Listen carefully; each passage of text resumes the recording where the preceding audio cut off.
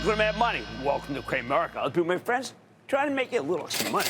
My job is not just to entertain, but to put it in context. So call me at 1-800-743-CNBC. Tweet me, it's Jim Cramer.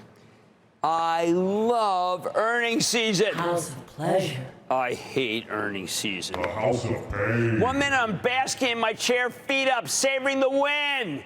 The next minute I'm throwing the chair in fury that I could be so stupid and obtuse. Now, you think that after 45 years of this, I'd cut myself some slack, but that's not my style. Today's start was no different from any other, with some good news and some bad news, pretty much reflecting of the averages. Dow tumbling forward in 36 points, S&P dipping 0.4%, Nasdaq actually advancing 0.18%. Now, it sure started with some fabulous news. In April, we learned that the Trump administration had ordered Nvidia to stop providing China with what's known as the H20, a powerful chip, not as powerful as the one CEO Jensen Huang showed us at the GTC, his showcase of everything AI, but certainly useful and valuable to anyone who wants to build on Nvidia's work. I was downcast, as China's the second largest market in the world, and this could shut Nvidia out of what Jensen said was a $50 billion market. But when the company reported late May with the ban on H20 sales still in place, Jensen came on Mad Money, and he had this to say: keep the faith. Our president wants America to win. And he also recognizes that this is an important market. It's a very large market. And the revenues that it could generate for the United States is significant. It's just incredible. $50 billion this year. Look, we're talking about the size of a Boeing, not a Boeing plane, Boeing the company. This is an enormous market. It seemed fanciful, didn't it? But then again, betting against Jensen has been a surefire way to lose money for decades. Since then, there's been a lot of back and forth between Jensen and the White House, including this weekend, before Jensen went to Beijing. We didn't know exactly how the talks with the president went. We only knew that Jensen pressed a case that, to me, seemed so incredibly compelling. It started with the idea that we love the dollar being the reserve currency for the world, right? That's a great badge of honor and a reminder that no matter how much debt we have or how feckless we are in Washington, we still have the most important bragging rights in all of finance.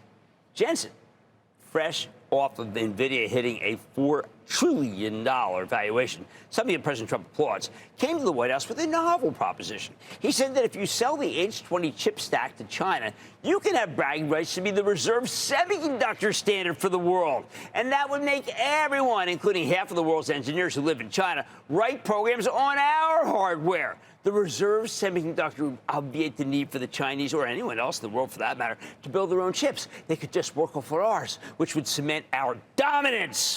I look at it like this. For years, the Chinese government has decimated so many of our industries, really, by subsidizing their own domestic producers to the point where they can wipe out our guys. That's how we got hooked on Chinese rare earth minerals. For once, with these Nvidia chips, we have something they want. That's where we want them. It's a fabulous statement for Nvidia, but more important, it's an amazing triumph for the United States.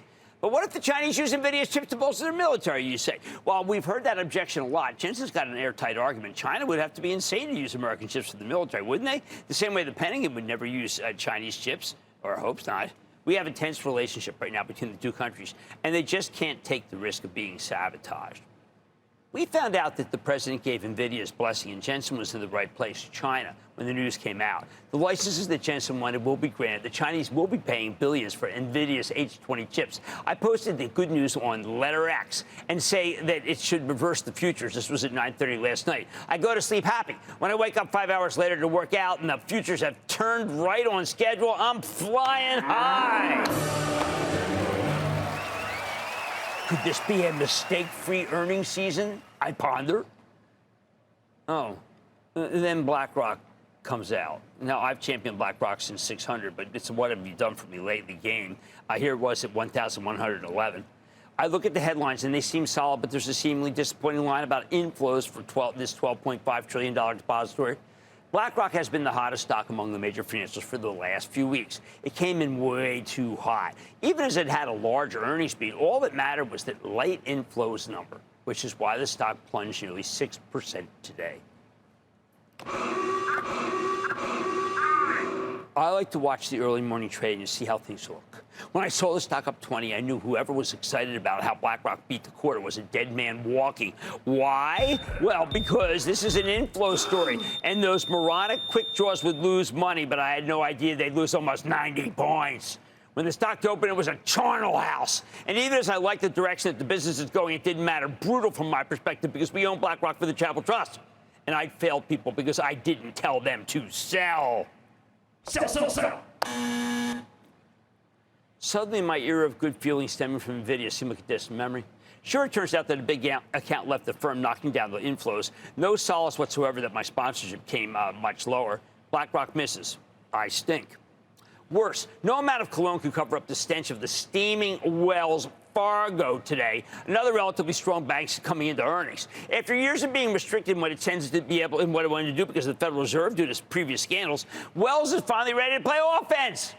But it sure didn't tell the street about the sudden shakeup in the mosaic of the bank's earnings. All people could focus on was how they missed so badly in net interest income, even though they weren't even focused on it anymore, which is something that goes away if you get more aggressive, and they're getting more aggressive to attract depositors, make loans. Wells wants to be a growth bank again, not some bank counting its money that makes off deposits. It's clearly a good thing. In the meantime, though, management seemed unprepared to explain the transition, and the street was horrified.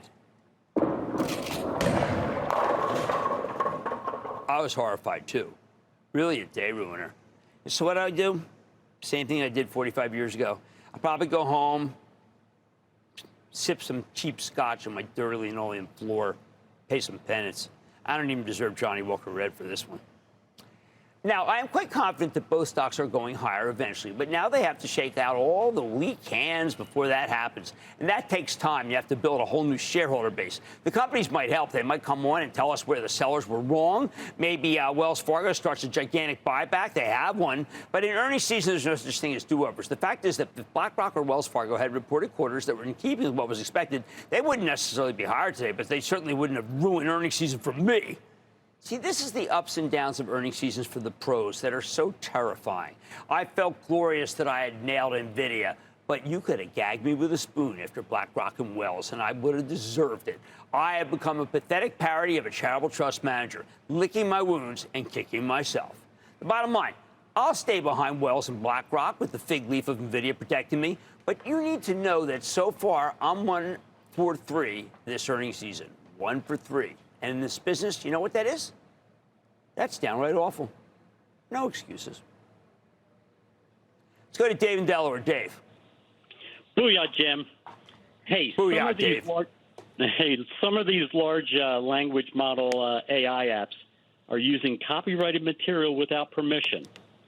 They may be treading into Napster territory.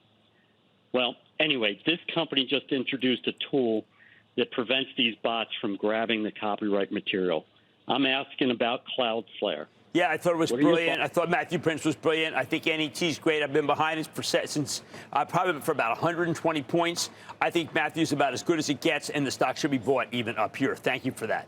Let's go to Betsy in California, please. Betsy. Well, good afternoon, Jim. Betsy, how are you? I've been with you from almost the beginning, so I'm doing better than most people. I'll tell you that. Oh, that's right now. good. That's good. And I heard what especially struck me was I heard your interview yesterday, and I started to think to myself, who would benefit the most if there was a turnaround in the economy? And I came up with the answer of housing. Okay, and I figure maybe I have to wait 60 days. Maybe I don't. And to me, the winner here is Caterpillar, because even before the interest rates turned, you've got to have roads to get to those data centers. You've got to have equipment to dig the foundations. And I think that in order for Trump to really appeal, he has to do what he does really well, which is build. And he wants housing.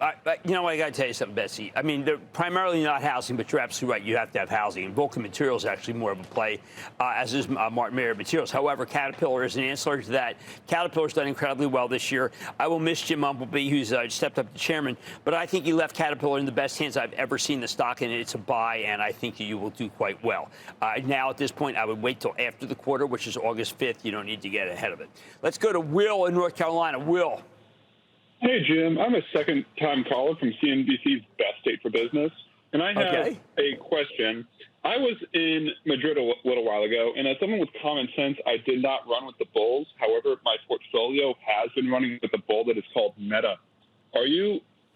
Is this still a buy, sell, hold, or Yeah, long? absolutely. I love the fact that it came in. I want stocks to go down a little so we can prevent the kind of situation that we got with BlackRock and present the kind of situation we got with Wells Fargo. Meta's coming in a little. That is great. The stock is very inexpensive when you back out the cash. Very inexpensive, by the way, if you ever decide to try I don't know, billing for WhatsApp. It is a fantastic company, and I'm glad you brought it up to me. All right, even after all this time on the street, the ups and downs of earnings season are exhausting for all of us, and I tried to portray to you how a manager feels after a day like today. I've been doing this a long time. I'm 1 for 3 so far, and I don't like it. On Mad Money tonight, BNY reported a strong quarter across the board in this first week of earnings season, and I'm digging into the numbers with the CEO. Then, what the heck is behind the strength in the stock of IMAX? I'm making sense of the run and sharing what you should do with it now. And could Ollie's Bargain Outlet be a strong player in this tape? I'm seeing if the company could be a bargain for your wallet, and maybe you should join the army yourself. So, stay with Cramer.